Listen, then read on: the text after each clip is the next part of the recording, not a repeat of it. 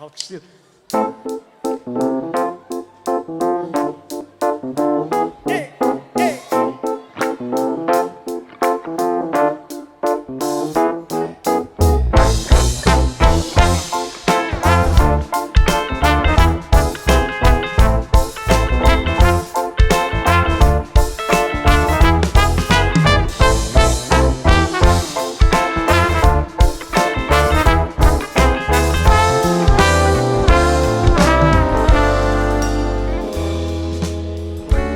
Hiç aklıma gelir miydi bu ayrılık?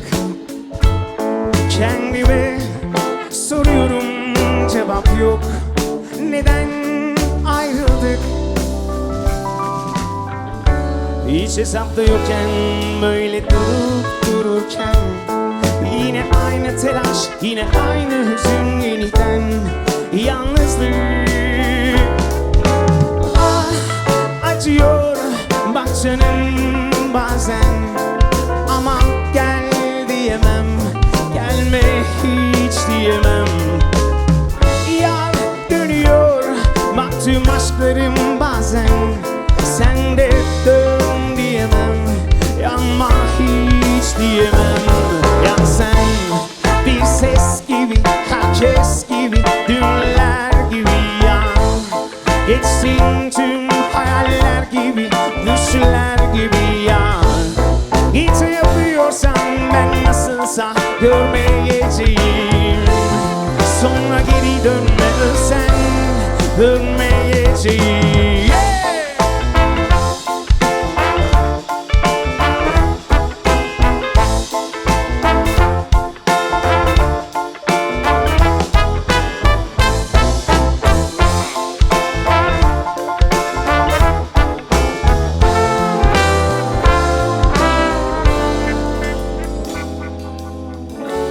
Hiç aklıma gelir miydi bu ayrılık?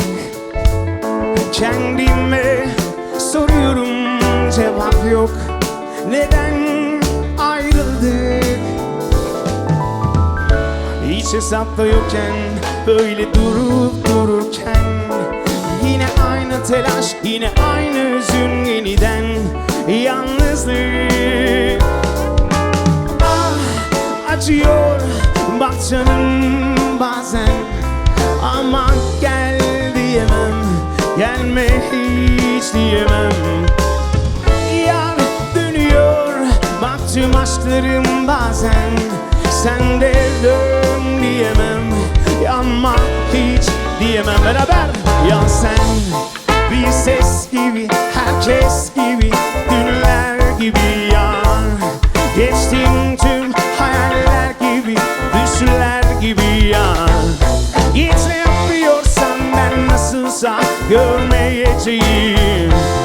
Sonra geri dönme ölsen, dönmeyeceğim. Bir ses gibi, herkes gibi, dünler gibi yan. Geçtin tüm hayaller gibi, düşler gibi yan. Hiç ne yapıyorsan ben nasılsa görmeyeceğim. Sonra geri dönme ölsen, dönmeyeceğim.